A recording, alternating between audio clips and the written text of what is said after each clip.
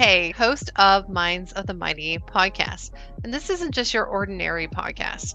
This is where we get real with Olympians, pro athletes, celebrities, and other amazing high achievers who've all conquered their fears and challenges and come out successful on the other side. So every week, you're going to get unforgettable conversations.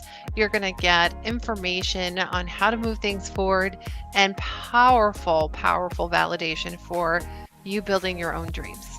So hit that subscribe button, spread the love, and let's go.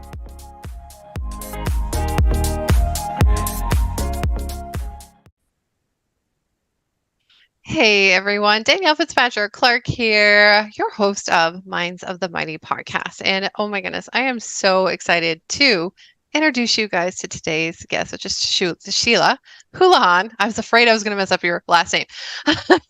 Sheila Houlahan, and she is so amazing. She's a South Asian actress, executive producer, writer, and activist. Best known for her Webby and Anthem award-winning film Night Mother and acting opposite of the incredible Denzel Washington. We were talking about him a little bit beforehand in The Little Things.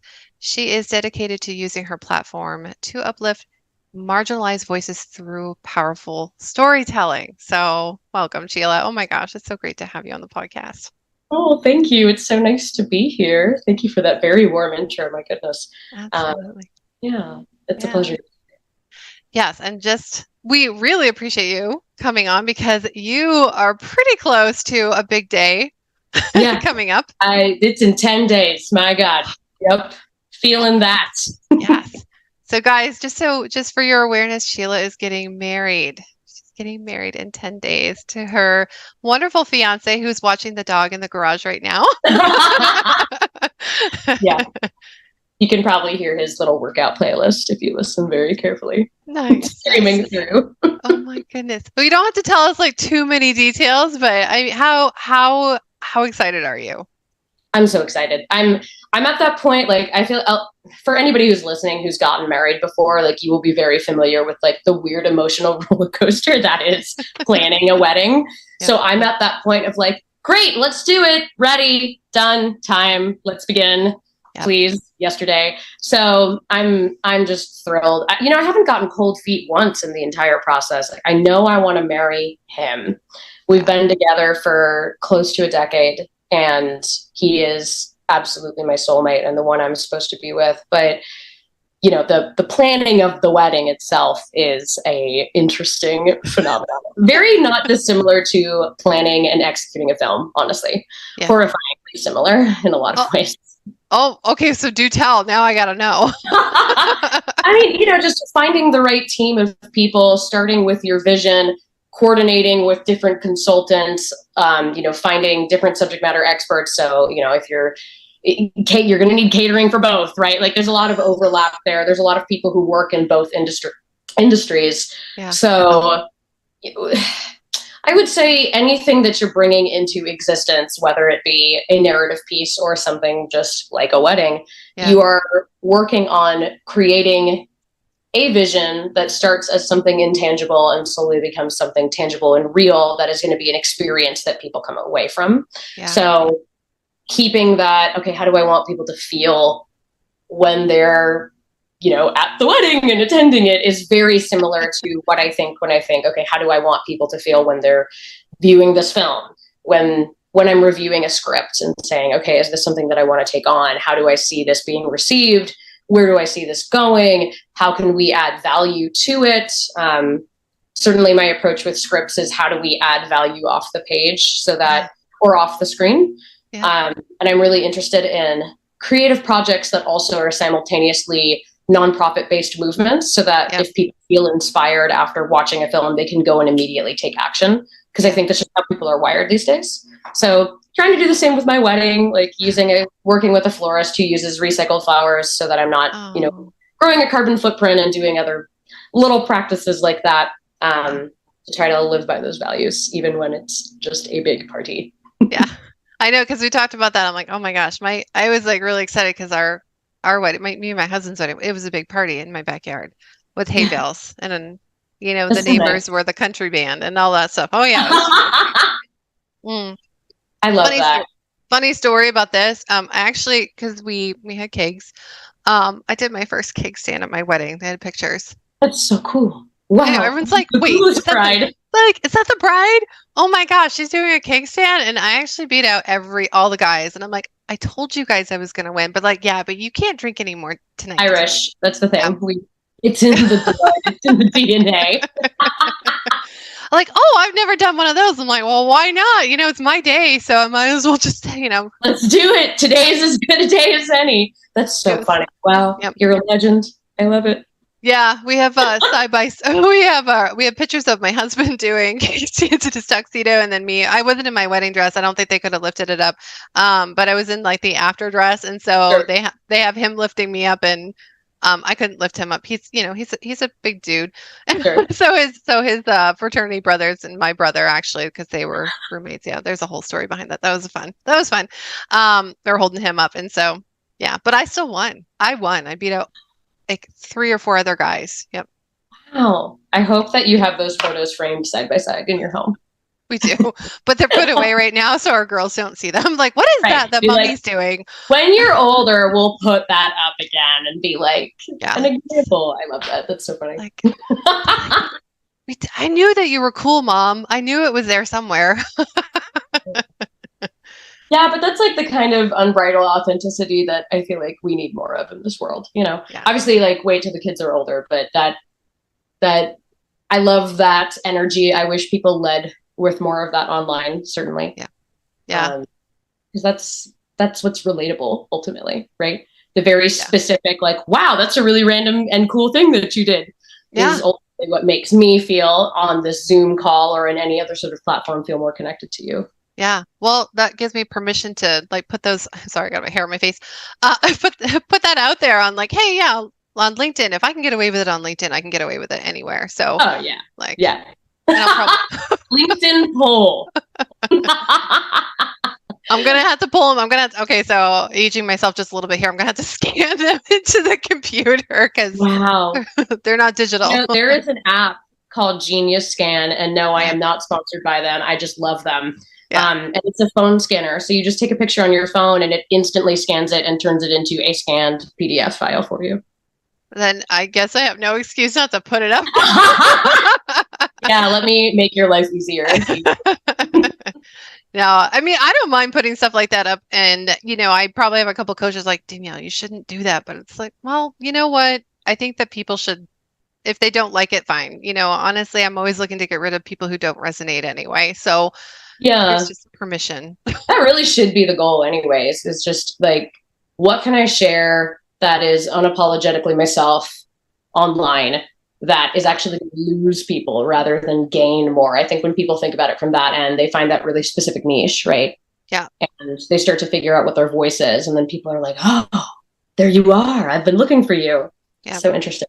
Yeah, I love that. Well, it sounds like you guys do that in the movies too. It really is about resonating with people who resonate with you, even in movie scripts and producing that. So, and I love that the storytelling piece. So, can we dig into that a little bit? I find that fascinating. For sure, we can. Yeah, absolutely. So storytelling. When did you start storytelling? When's a good memory, like a first or maybe the second or third most significant? I love that you specifically led with storytelling because I believe that I, like most people on the planet, started leading with storytelling at like babyhood, right? I think that storytelling is one of those things that actually separates man from beast. I think that storytelling is the earliest, simplest type of creative act that we began engaging in however many thousand years ago. Yeah. So I've always been drawn to story. I wasn't consciously aware that I was a story fiend until I was an adult. But certainly growing up, I was enmeshed with story. I would lose myself in story. I just remember being a little kid at recess and other kids were playing and I would just be alone in the corner, like just pacing and thinking about a story. And being like, oh, what if it went in this direction? And oh, what blah, blah, blah, blah. So I've always been really geeky when it comes to story and the process of story and what story is, what is it about, and how it again, like really influences people outside of interacting with the story. Yeah. You know, you can watch a movie and come away from it, and that movie can really deeply influence your character and your sense of self. Yeah. Even down to small habits that we walk around with as adults that we don't realize we actually got from media that we consumed when we were like 8 or 9, right? Yeah. It's fascinating to me how story really is the vehicle that we use as a collective to have any sort of lingering tribal relations, for lack of a better term, you know, since like sort of tribal culture and village culture isn't really a thing in the West anymore. Yeah. Media and story are our way of actually organically connecting with each other. So I love story. I think it's really interesting. I think it is the way that people can safely experience things that they otherwise don't feel safe enough to engage with in their day-to-day life. Yeah. So, you know, if you look at any genre, right? Yeah. Whether it be comedy, whether it be sci-fi fantasy, whether it be horror, they're all the same vehicle to explore that which we've made taboo in our own lives. Yeah. Whether it be horror, which is literally exploring the taboo, or a comedy, a sitcom, right, where they're exploring some heavy topics, but with the button of everything is going to be all right at the end of this. The people here are safe. You know, it's play pretend. You know, everybody is safe. Everybody is all right. Therefore, let's step into this make-believe world where we can really explore the nitty-gritty of sort of human condition, for lack of a better term. Oh. So, yeah, very long tangent answer to your question of why I find story so interesting. Yeah, no, I'm glad we went there. Actually, I'm like really glad we went there because when you go into it that much, you're very passionate about it. Okay, so I have to ask this question now that we were talking about storytelling. And again, you may have a couple different ones, but what was a significant story that really shaped your passion for storytelling? Ooh, wow. Okay. Really interesting question. Especially, I think, with the age implication there, because I think I'm constantly inspired by new story each period, if you will. In terms of early stories, that's hard. It's been a minute since I've taken about stories. But really, let's see, what's one that like immediately jumps out? So I actually got my start in entertainment in classical music and opera, which is a weird way to segue into film and TV, but that is how I started. Yeah. And I'm glad I started because opera draws from a lot of mythology cross-culturally. So whether it be Greek mythology or Chinese mythology or what have you, there's a lot of big overarching myths and legends that are the basis for their stories. Yeah. So, you know, I fell deeply in love at a young age with Puccini, and he exists in what would I call his genre? I would say the closest thing to his genre would be fantastic realism, which is where you take a story that almost seems normal, but has one or two extraordinary circumstances that just up the stakes for everybody involved. Yeah. So that was something that really stuck with me of, okay, here's the backstory, here's the setting, here's where we are. But in the middle of all of it, there's this very real, very relatable pain, an essential sort of part of the human condition that is being explored that baby Sheila got really attracted to. Yeah. So I started learning at a young age through that about archetypes and about, okay, what is the through line between every story on the planet? Yeah. What is it that every compelling story has that a less compelling story doesn't? And I am realizing all of this as I'm talking out loud, for the record. This is definitely not something I walk around with in my head. Yeah. I mean, that really is it. Is I think on a subconscious level, I started thinking about what stories I was attracted to. And then later on in adulthood, I started applying that to sort of more traditional media and being like, oh, wait, if I'm going to work in TV and film, that means, ooh, I can actually think about this as more than just like a snack entertainment, but instead thinking about constructively, what am I consuming? Why does it affect me in this way? Yeah. And now, you know, in answer to your question, really the stuff that comes up for me is recent story-based media that I engaged with that's different, that pushed the envelope, that, you know, it may be something where I can't get it out of my head for 4 or 5 months. And I'm just thinking about, God, that creator is so brilliant. That's amazing. and how story is changing and going in a bunch of different directions. There's one, let's see, in terms of recent stories. So there's this one piece, and it's hard to even really bring it up because the work itself is not done. The creator said that they're about halfway through the prologue, but I'm really gripped by the Welcome Home project. I think it's a really fascinating way to approach narrative in its sort of multimedia, found archival footage sort of state, where they're really letting the audience discover along in tandem with the creator. And that project has gone insanely viral because of it. But it's not the fact that it's viral that is appealing to me. It's that you can see the years of work that the creator did behind the scenes before they started releasing tiny pieces to the public. Yeah. So it's cool to like see where story came from over the past, couple thousand years, and then how we're using the lens of technology to sort of push the envelope in how we tell those stories today. Okay. I love this. Okay. So compelling story versus, I'm just going to say a boring story. So what is that commonality? What's the byline for a compelling? I would say specific relatability. I think a story is boring when there isn't enough rich detail and world building, for lack thereof. Yeah. I am going to make a generalized statement that I think will probably garner me some enemies, and that's okay. I find that a lot of like advertisement-based stories aren't interesting in this day and age unless they take a very specific viewpoint, which I don't often see. I see, commercial agencies or companies themselves saying, okay, we want our product to be appealing to the most amount of people possible, which actually alienates more people. If they take a very specific viewpoint of how they want that story to be presented, that the product is a character in, I think people find it more relatable. And that's not, I don't know. I feel like I see a lot of ads these days trying to be cheeky and trying to become a meme rather than actually having something specific they want to say. Yeah. And I find that the ones that specifically state something and have that viewpoint, regardless of how that viewpoint is going to necessarily be perceived, and like, let alone how the product is going to be perceived, are the ones that do the best. Yeah. So with digital marketing, one of the things that I really hit home with everybody is like, it's not about the product. It's about the people. It always is about the people. And especially how busy online is now with all the advertisements, is that you have to stop the scroll. How are you going to do that? And so resonance is actually one of those big ones.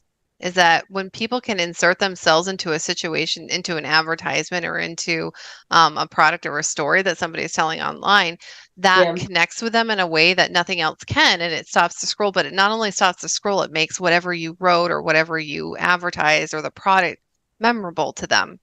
So it's so interesting that you're talking about that too when it comes to storytelling. And I actually think that a lot of the best digital marketing pieces that do really well have that baseline of storytelling. Mm-hmm.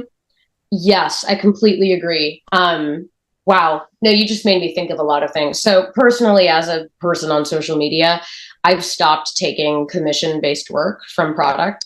I just, at this point, if I'm going to talk about a product, it's because it's something that I like to use, and I did not get paid to talk about it, because I have found in my own engagement that the worst engagement that I get is when someone has paid me to talk about their product.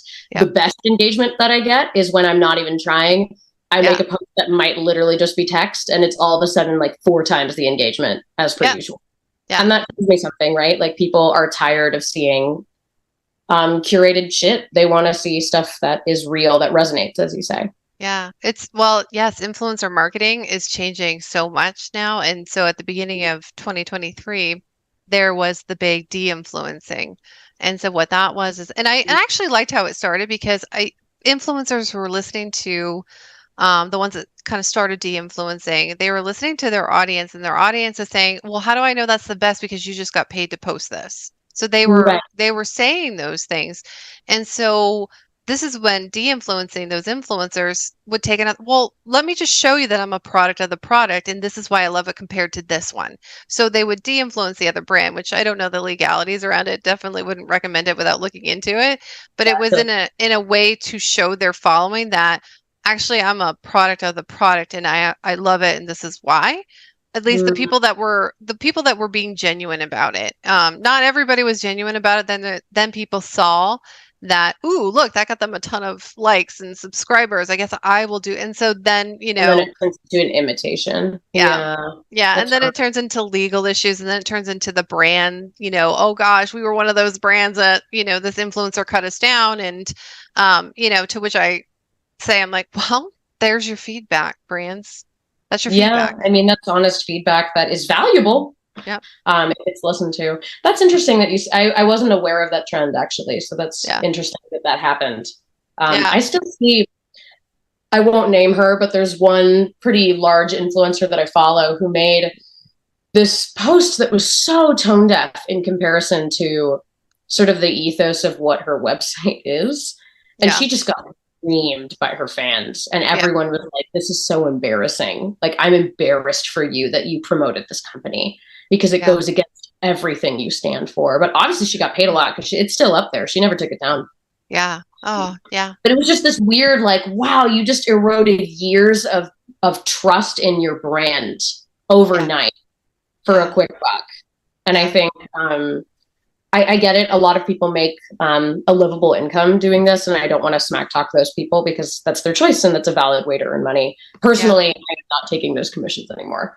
I Yeah. will talk about a product if I actually genuinely like it. Yeah. Well, that's good. That's going to get you more followers too, because people are looking for, the opinions, like why do I need to use this? And if you're saying, well, this is why I use it, this is why I like it, maybe you'll like it too.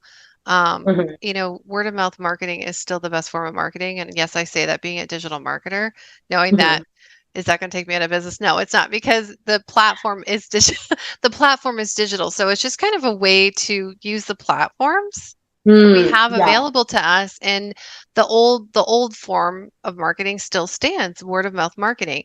Here's the thing that's changed though, is that because influencers and actresses just as yourself and musicians are in the public eye, there's another layer to it where Mhm. you guys are going to do better if it's genuine. It just because people are Yeah. watching, and if they've watched one, they've probably watched multiple ones. So it's Right. all really fascinating. It's all like a nice little human experiment that we've got going on here.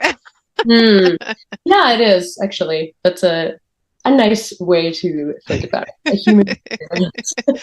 If we all think about it as an experiment, then we can say, okay, so that was a lesson and I learned from it. And this Right. this always goes back to like brands and even influencers and like, what'd you learn?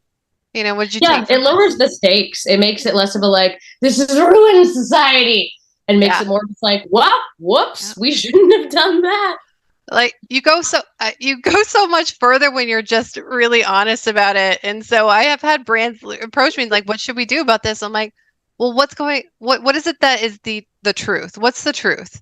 Yeah. And so they say the truth. I'm like, okay, so what's the pink elephant then? What's the pink elephant? And they'll tell me the pink elephant. I'm like, okay, so bring that out into the middle of the room and talk about it. Yeah. That's what people want. They want the real. And Yeah. the ones that don't want it, I mean, do you really want them to be your ICP, your ideal client profile anyway? So, Mm, because that's not how brands are lasting. They're not lasting with the fake anymore. It's just because we're changing. We're changing as human beings, and what we're willing to pay attention to and what we're not. I mean, there's enough yeah. fake, and then we put the added layer of AI on it. It's Yeah. just Oh my God, that's gonna get so strange in a yeah. way that is kind of exciting. It's exciting, and it's also, and I know people are like, it's kind of scary. I'm like, we're gonna be okay. Yeah, I think once we have an idea of how regulation around it is going to look, I'm Yeah, excited about the possibility of what it can do for the average low budget creator. That's yeah, exciting. About yeah, what voices it's going to be able to unlock. That's exciting. yeah. I think if we can look at it as like, this is going to support, this is going to help us be more efficient, this is going to help us, improve things, and then Mhm. yeah, I think that there's going to be a lot of support for that piece of it. So, Mm. okay, so I wanted to get us going a little bit, but I do have to ask because I got to ask beforehand, but now I'm like, okay, my crowd probably really wants to know, what was it like? I know we're shifting here. What was it like to work with Denzel Washington? Amazing. Yeah, He is I mean, on the subject of authenticity, he is very much himself. And I think that's what really differentiates just another actor from a legend. Yeah. Is he's so grounded in every deep layer of himself. That alignment is just rock solid, top to bottom. It was life-changing. I mean, I really felt like I was getting paid to basically just be taught from a master, which was awesome, as I am a self-professed nerd and love to learn. But just his generosity of spirit, his quiet, creative, collaborative spirit of like, he wants to make sure that a choice feels aligned with the group vision before he enacts on it. And so if he has to go step aside and meditate on something before coming back with ideas, with a, hey, let's have a conversation about this and let's find a solution to this problem, rather than, you know, leading with ego. And it was, I wish more people operated like him. And I think I wish how he comports himself on set was more widely publicized, because that's the kind of role model that we need right now. You know, speaking as a producer as well, you know, taking off actor hat, putting on producer hat, I see too many actors leading with self-promotion and me, and that really turns me off as a creative, because that tells me exactly how they're going to be like to work with for 10 or 12-hour days every day, in a creative environment where we have a really finite amount of time to execute a vision. And if it's going to turn into me, then we're probably going to get behind. It's going to cost us more money and we're weaker for it, because it really just takes one little chink in the armor for the whole thing to start to collapse around that little gap. So I wish that, you know, I know that his spirit did sort of come forward after the like Will Smith, Chris Rock debacle, that like strangely put Denzel in the limelight again, of just his ethos as a human being. But everything that you think he is and more. He's an incredibly grounded spiritual person. Yeah, I know. I had to ask, because I'm like, to me, he felt like that. So I'm like, I love the validation, like that. What I was feeling about Denzel was like, he's the real deal. And I don't, and taking anything aside of what media could be saying about any of these actors, you can tell. Like really into the craft. And I love that he was collaborative. And it sounds like he's very solution forward, right? Like if there's something that comes up, then, and I personally, I'm all about like fall in love with the process, come to solutions. There's always a solution. So I love that he does like the meditation and takes a moment and then comes back with more ideas to collaborate. Oh my goodness. Yeah, because he knows what it could be, and he doesn't want to rush through something realizing that he's not putting the best interests of the project first. Right. You know, if something feels like the wrong choice, he's not going to just let it slide. He's going to say, whoa, hold on, we need to zero in on that, because that could be the linchpin that makes or breaks this film. And oh God, it really is how I, if I may, during the strike, which I'm so happy that we're all striking. I'm so for the strike in every single way.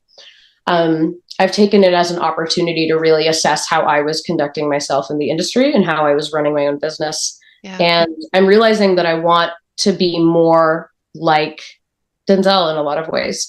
I don't want to join the clamor of, okay, you need to join the millions of people who are aggressively just making content for content's sake. That's not interesting to me.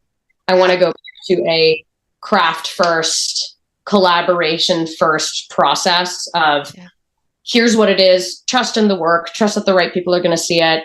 Trust that the message that you're putting out there is powerful in and of itself. Seek out only those messages that are aligned with what it is that you want to do while you're on this planet.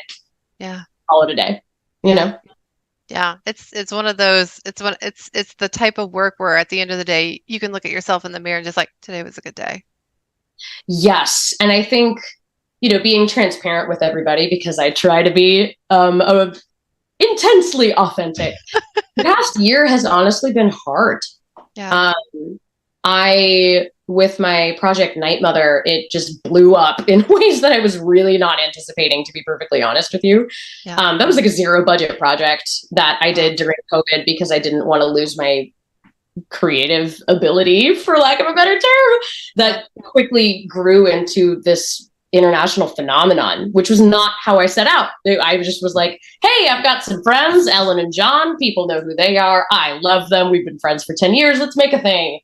And then it turned into a really deeply personal piece. But, from that, I've gotten approached by a lot of people who said, like, hey, you did this with your dream. Can you help me with mine? Yeah. And I always want to try to be helpful, but I very recently dropped a lot of projects from my roster because it just wasn't aligned. And I realized that it was pulling me from my center of what it is that I ultimately want to say as an artist. So even if I'm doing less, I want the things that I say to have meaning and intention behind them. Yeah. It's a funny thing. I think, especially as producers, which is a perspective that I don't think people often hear when they look into the industry. So for any producers listening, I hope that this resonates. But, we can easily get sucked into, oh, let's do that project because it's going to pay me lots of money for X amount of years. Right. Okay, cool. I mean, that's awesome that you got into that room, right? Like I'm honored by the rooms that I got let into. But is that really what you want at the end of the day? Is it just money? Yeah. Especially as Americans. I have a friend who's like a little meditation guru on the subject of meditation. Yeah. And he posted something on Facebook. I have since deleted my Facebook, and I'm sort of sad that I didn't find a way to continue to follow his content. But he said, what is your ultimate level of success? Like, when are you done? Do you have an idea of what enough is for you? Because with how we are as a society, if we don't outline what done is, people will just keep mindlessly achieving for the sake of achieving, because we are an achievement addicted society. And that really like seared into my head. I'm like, wow, I should think about this. That's a deep question. I should think about that too. Right? I know. It's like, oh, crap. Yeah. What is enough for me? Yeah. And I'm realizing that there are so many things where I feel like I've hit that enough, which means everything else is bonus, which means we can take a bit of the pressure off. Yeah. And also, working in a way where you feel like you're being pulled from your center into just kind of toxic, money-driven spaces. That's not the vibe. At least for me, that's not the vibe. That's not how I want to be living. That's not how I want to be creating as an artist. And I am grateful for role models like Denzel, and I wish that we would promote them more. I think that's what future creative generations like Gen Z and the one after Gen Z, have we named them yet? I don't know. Question mark. Is it going to be double A or double Z? I don't know if we're going to call. Oh gosh, Generation AA. We're going to do. Generation AA. Fascinating. Generation mystery. I wonder, do we have enough of the right role models for them rather than just loud role models? Do we have the right people being like, hey, you might not have 40 million followers. That's okay. Yeah. What are you making? And do you feel like, as you say, it's a reason to get out of bed in the morning? Yeah. Yeah. Okay. So a couple of really cool things that popped up. So I love that you talked about the intention behind what it is that you're putting out in the world. Right. And just kind of leading with that, it's going to a lot of what these interviews are about, which is like the intention that's put out there behind it is what is actually resonating for the right people at the right time to come into you. And it's really beautiful when you think of it, because what I'm finding, just being in marketing and digital and talking with people, is that sometimes they don't necessarily know why they're drawn a certain way. They just are. And the commonality between it is usually starting with the intention of the person that's putting out the content or putting out the movie or putting the actor or the singer. And that's what they're feeling. They're almost feeling it and they don't even know what it is. So it's very interesting that you're talking about intention, because I'm like, that's been a little bit of a theme behind some of these interviews, which is really fascinating. Cool. Yeah. Yeah. Funny? That is funny. Maybe it's not funny though. Maybe that's why we resonated and decided to do this. The intention was there. Yeah. I mean, I hear some folks be like, oh, Zoom isn't the same, or like you can't read vibes over an email. And I'm like, yeah, you can. Yes, you can. Yes, is having a conversation that's emotional over text message wise? No, it's not wise. But can you vibe check somebody online who you don't know in person? 100%. And I think we're on to people who are, for lack of a better term, resonating at the frequency that we want to resonate at. And that can be very revealing of how we think of ourselves. You know, if you're following a lot of people for the sake of following the drama, it's something to look at. You know, how do you really see yourself in that? And listen, I frequent some sites myself where I'm like, oh, that's really good anonymous gossip. That's very fun. So I'm not gonna, you know, like I'll be the first to out myself, but like normal gossip, great podcast, solid podcast all around. But apart from that, I've been like sort of curtailing which accounts I follow so that if I unconsciously open up Instagram, because it's just a rote habit at this point, I immediately am hit with something that makes me feel better rather than something that makes me feel worse. It has really shifted my own resonance throughout my day, to use your own terminology. I love it. Well, and you know, and I think that people are catching on to things too. You're talking about the influencer who has it, she promoted something that was completely different than what she's about. And so people just pick up on it immediately now. So it's kind of one of these really great unseen lighthouses for ourselves, is that, you know, setting an intention and then moving forward with that intention. And so we kind of find our way. I mean, I think the term influencer in and of itself is such a weird term because like it's a byproduct, right? Like you don't call, like acting is not a byproduct of what I do. What I do is I act. Producing is not a byproduct. I produce. But influencing is a byproduct of what actual effective influencing does. You know, I mean, if someone is talking to me about a product multiple times and I just find them to be a really engaging person, I'm going to go interact with that product, but it's not because they talked about the product, right? It's because they do their own thing. And that's why I followed them. So what I find is by naming that job the byproduct, we now have this whole slew of people who are actually much like the reality stars of like the early 2000s, not today's reality stars, very different breed. But like Britney Spears era reality stars. I see some of them on social media just being loud for the sake of being loud, screaming something for the sake of being heard. And that's what you get when you call it an influencer. It's you see people just being like, hey, here I am.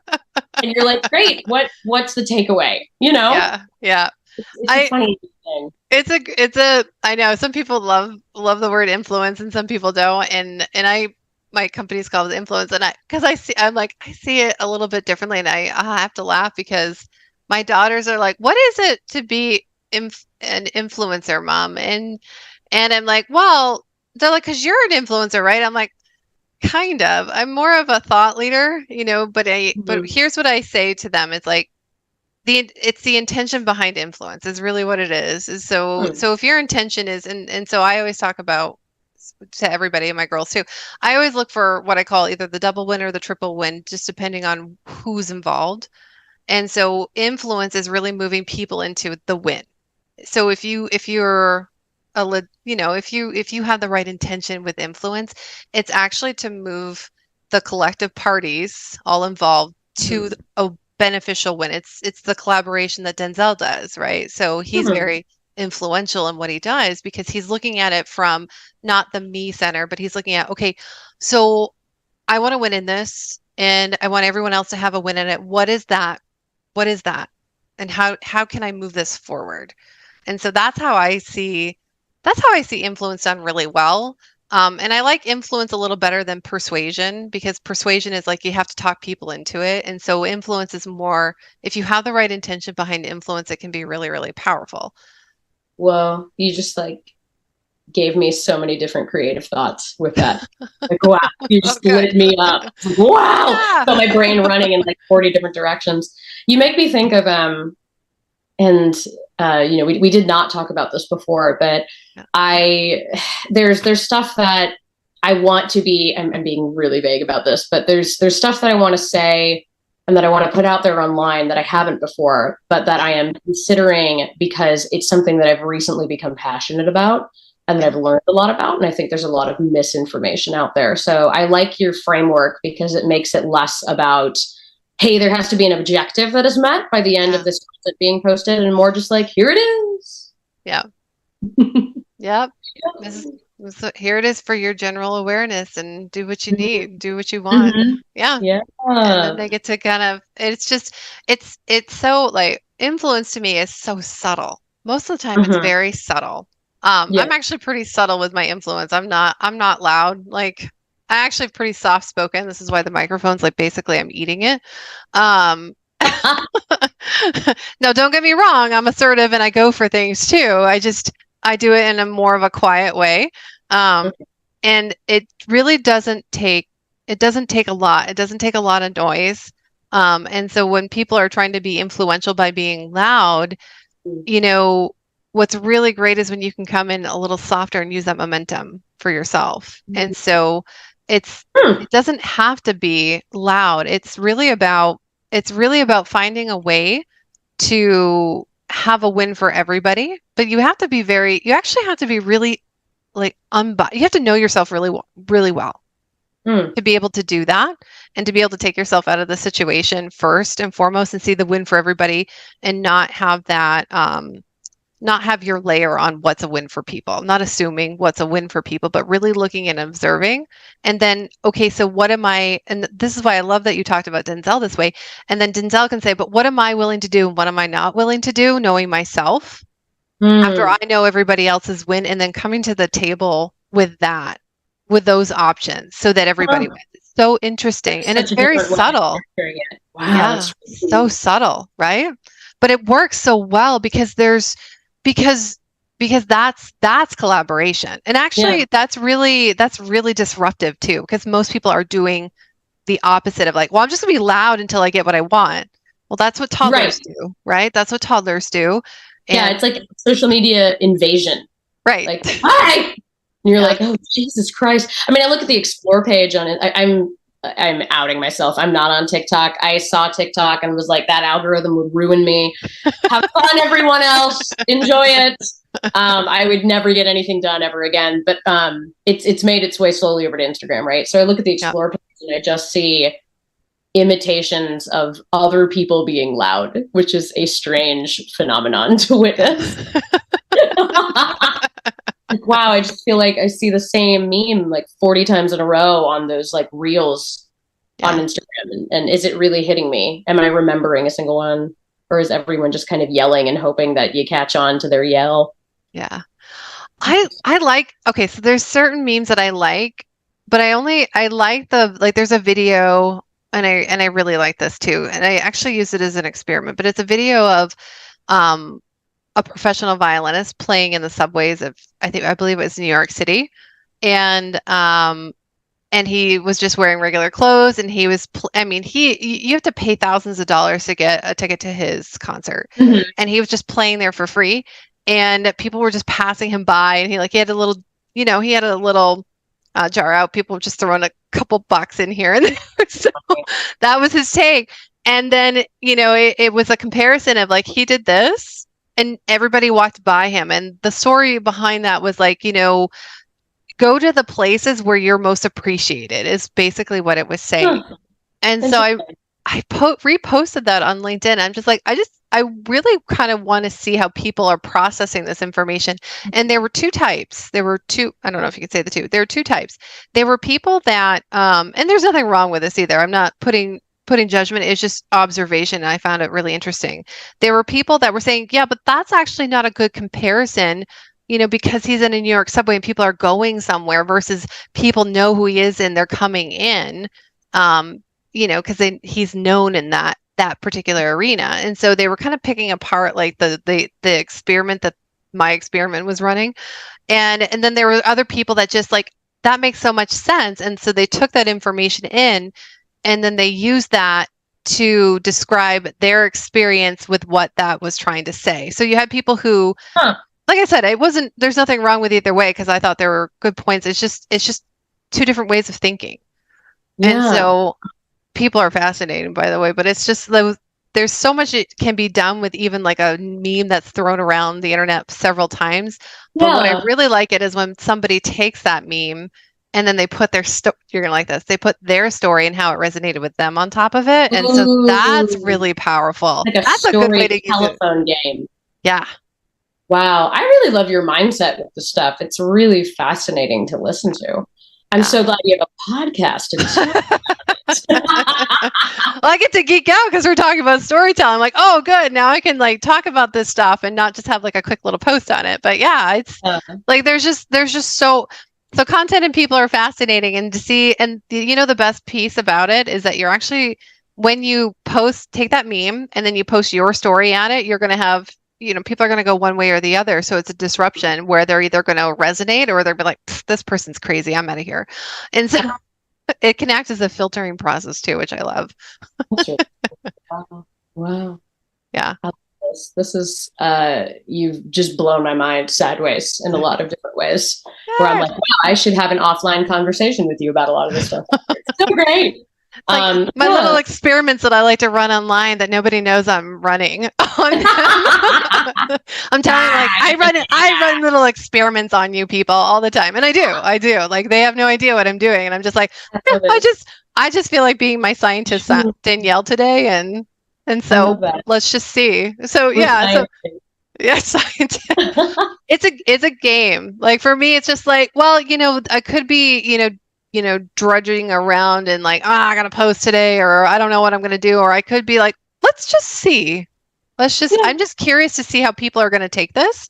And it's really fun when it's something that could, either people are going to love it or they're going to really, really hate it. And they're really going to hate it. And they're going to like say, you're all these things. And just like, wow, that's fascinating to see that reaction. Oh my goodness. And so that's fun too. Cause I do like to, kind of poke the bear once in a while. Just to see. Wow. That's the Irish. That's the Irish. Yeah, that is. It's just kind of with people being like, what happens if I do this?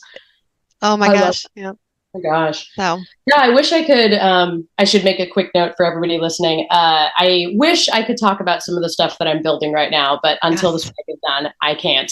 But boy, I can't wait to be able to share with all of you guys what's going on right now under the hood. Things are paused right now because one, I'm getting married in 10 days, but also out of respect for the strike. But when things resume, I have a much clearer lens of how I want to approach some specific stories and narratives. And I want to get a little bolder and racier with it. Yeah. I think people want that right now. They want that in your face authenticity. They don't want more of the same. I like it when people are different. Like it's my favorite thing. And just all the people in high school that did their own thing. I'm like, I so appreciate that. Like I had she was a friend and a neighbor, and I'll just never forget this, is that she took jeans, and she was very, very artistic, very creative. And she didn't like the way that they were like a straight leg fit. And so what she did was she slit the sides. And then she created a quilted pattern in between, so they were bell bottoms. So now she liked them, but it was her own like little quilt in between. So, and I just remember, and I'm like, did you? And she made me skirts and stuff too, so it was so much fun. We grew up together, and I just loved how she did. And nobody had jeans like that. Everybody else had, again, I'm aging myself, silver tabs and and the same jeans. And then she comes in, I'm just like, that's like the best thing ever. And I was one of the few that appreciated it, but I'm like, seriously, like you can't get those jeans anywhere else. That's hers. That's hers. Those are like the best jeans ever. So I always think of her and those jeans whenever I think about who I meet.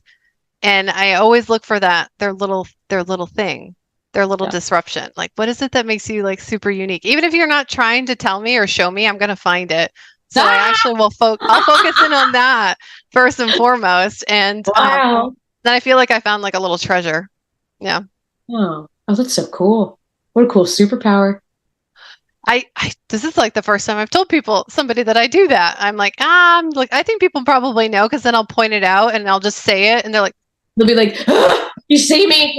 I had one guy's like, oh, I feel naked right now. And I'm like, I don't have X-ray vision. I'm just like, I'm asking really good questions. I think you took it to that place.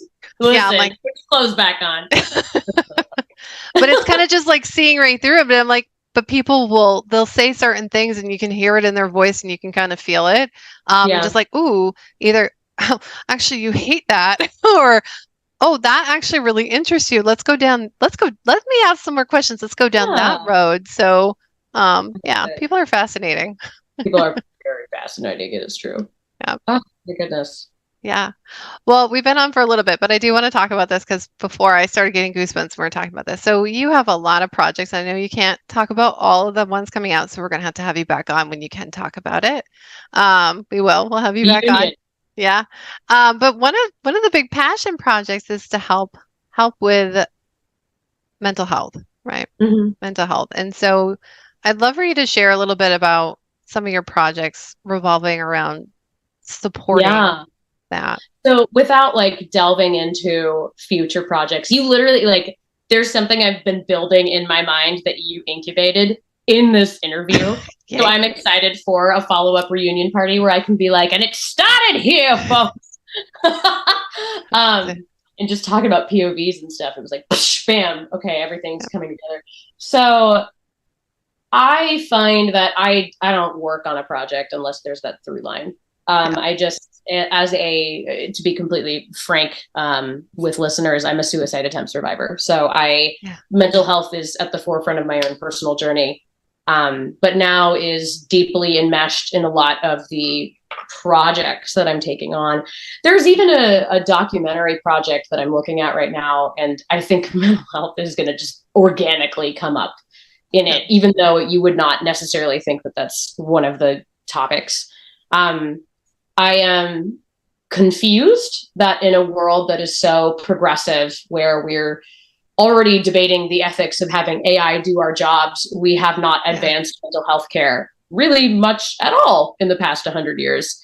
I am horrified at the lack of progress in that field. And goodness knows it's not for the lack of research. It's not for the lack of incredibly trained professionals who work every single day doing the really hard thing of caring and treating people and bringing them back to a better than societal baseline. But it's more just like the way we perceive mental health hasn't changed. Where, okay, let's say you had a heart attack. Okay, boom, you had a heart attack. Do you go to your dentist? No, that would be weird. Go to your dentist. Like, dentist, I had a heart attack. You'd be like, please leave and go to the hospital. Yeah. But we do that for mental health. Yeah. I'm thinking of someone in my own life who is dealing with a big trauma and is seeing the equivalent of a dentist for it. And I'm like, you're not going to get the right care for that. It's just opening wounds, and it's not giving you the tools you need to actually treat what happened. Yeah. And I find that a lot of where we're at as a society is we're seeing technology in a lot of ways be wielded in ways that harm and aggravate pre-existing problems with mental health.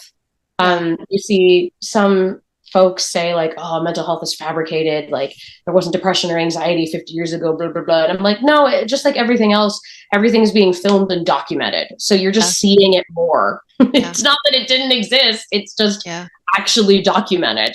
So I am very interested in always being transparent about my own experience, about my own mental health, so that folks see, your mental health does not define your ability to be successful or really build a dream life for yourself. Yeah. I think having mental health that has ups and downs, having really bad mental health days, weeks, months, years, has no bearing on you. And I think there's too many people who are trying to look shiny, shiny, happy, happy all the time. And the result is that people who are struggling feel like, oh, well, I don't look like that. I'm worthless. Like, there's no way that I could ever be that person. To which I'm like, well, I have those thoughts too. But I was able to do X, Y, Z. And I share that because it's more common than you'd think. When stars or people that we know of unfortunately commit suicide, the reaction is usually like, wow, I had no idea. And I'm like, that's a problem. I'm sorry. Like if people close to that person are surprised that happened, that is a societal issue. Yeah. That means that we as a society, not individuals in that person's life, but as a society, we let that person down. Yeah. And it bums me out. One of my lights just died, as you'll notice now. Very dramatic noir lighting, but that was very dramatic. No, It We gets the started point the across. transition of mental health disorders. Yeah. Well, like half your face went dark. So I mean, it's so interesting that happened. Well, I'm like there it went. well, It died. Yeah, it's got a battery life of 30 minutes because, yeah. solid light right there. Well, it's kind of like the dark shadow side of what people like. So when I think of shadow work, it's always the thing that people don't want to look at. That's always there. So, oh God, and it's the stuff that you see.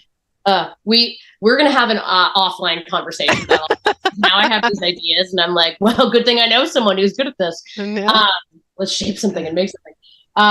But yeah, I am deeply invested in authentically describing my own journey and telling stories that aren't immediately connected to my own journey, right? But are other people's experiences where we can talk about hard stuff that needs to be talked about, because that's step one to destigmatizing it.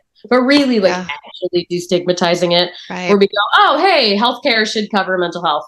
Yeah. Unabashedly. If someone is struggling, they should be able to go seek treatment, and they should not have to wait 6 months for that treatment, and it should be top of the line treatment. Absolutely. Yeah, it should be. And, and I think that people, they're looking at it like it's not normal, but actually it's the norm. Like, especially people who are highly creative, or, I mean, it doesn't even matter if they're creative or if they're very cerebral. I mean, there's still things that they have to process through. And when we're not taught, and you were talking about Ireland, actually, I'll have you mention that after this, but when we're not taught these coping mechanisms for all the things that are coming in, and we have so many externals coming in all at once, but we don't have either we don't have the education, or the coping mechanisms that we have been taught are just not working, or we don't have anyone to talk to. That's when things can slide, because if somebody's feeling like they're in the dark and they're the only one there and they're alone in a room full of people, then that's the really sad thing. So maybe it is time for people to say that, yeah, I go through hard times too. Yeah. Or I don't know what to do in this place right here. Who can I reach out to? Reveal of some stuff that, and this is not like professionally produced content that I am working on that I can't talk about right now. But I actually want to start vocally talking more about things people can do for their holistic mental and physical well-being that literally saved my life. That is a direction that I want to start leaning into on my social media accounts, of just like, hey, here's something that is useful that I know works. To your point, since you mentioned Ireland, I will aggressively segue to that. Ireland is doing this cool thing where they are implementing DBT, or dialectical behavioral therapy, in every single elementary school, which means they are raising, in the whole country, just to clarify, they are raising an entire generation of children who will have had advanced therapy and emotional regulation skills. And my mind, like I can't speak when I think about what that's going to do for that country. Imagine when those kids are now in their 20s and 30s, and all of a sudden they're able to like step into their real selves and come into a place where they can enact positive change on the community as a whole. I think, oh God, I am really excited to see what that would look like. Really excited to see what that would look like. And I wish that we would do that more across the Western world as a whole. Certainly in America, there's very little of that. And I think it leads to a culture of a lot of people not feeling heard to dangerous degrees. So I get excited when I think about stuff like that. It's the human condition. We all have this underlying need of wanting to be seen, heard, and appreciated. So those three things are like really big. And I talk about this with my content pieces for my clients. I'm like, listen, this is what people want. Like, really deep down underneath all of the shit that's layered on top. This is the human condition. And we want to feel like we're connected, and that connection has to start within, and then it can come outwards with connecting with others. But I love that Ireland's doing this, because it's teaching kids how to come within, because that's going to be a really connected country. Like the people in it are going to be highly connected to each other. And I mean, there's just bigger wins. We'll bring it back to Denzel. He brings it back to that's where the wins and the collaboration happen. That's where like innovation can really take off. Ooh, wow. What a wonderful finishing point. Innovation. I'm seeing Pixar like right up here now, right? I know. I'm like, damn you. I could have said that better myself. Jeez, mic drop. Aw, thanks. I know. I need an actual mic. Well, there. I can't drop this, but I'll just wait. And she rips off her headset and flings it to the floor. And she tries to pick it up to finish the podcast, and it doesn't sound right. I would love to see that once in my life. I would probably fall off my seat laughing. I could probably do it. I've got another headset here that doesn't work anymore, so I'll just have to do like a pretend one and videotape it and send it to you. Like, here you go. Please do. Please post it. Please make it a GIF. We will all eat it up. This has been so great. Really. This doesn't even feel like an interview. It just feels like we're just discussing and brain waving and talking about what story is and what people connect to and how we can use that knowledge. And it gets me so excited, truly. Yeah. Oh, well, congratulations to you and your future husband. We're so excited for you. All of us are so excited.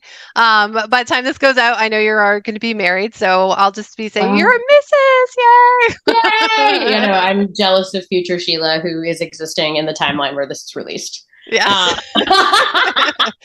But you've got your fun day. It's going to be so fun. Oh my gosh. And you get are you taking at least a couple week off maybe? I know you're super busy. Yeah. Yeah, I am. There's time. There's time. There will be time to be lying down. I always plug in lie down time because that's self-care, folks. Good. Well, we so appreciate you coming on here and sharing your brilliance and your authenticity. Oh my goodness. So I love how everything lines up, and I really appreciate you talking about the mental health piece and sharing that piece of yourself, because it's just so needed. It's so needed. People need the permission, and thank you for giving that to others to seek out support. Thank you. Well, I'm excited to talk with you further sometime, and it was such a pleasure to get to talk and speak with you, and knowing that hopefully maybe somebody listening resonates, right? It's all about that resonance, as you say. So I appreciate it. Thank you for having me. All right, everyone. We will be back again with another episode. Thank you so much, Sheila. Hey, everyone. Thank you so much for joining us on this episode of Minds of the Mighty podcast with the incredible Sheila Houlahan. We are so glad that you guys came and joined us and listened in. And if you guys want to learn more about what Sheila is up to, you can go to the show notes page, and that is on bit.ly/MOTM-Sheila. Again, that's bit.ly/MOTM-Sheila. And we will be back next week with another incredible episode here on Minds of the Mighty podcast. Bye for now.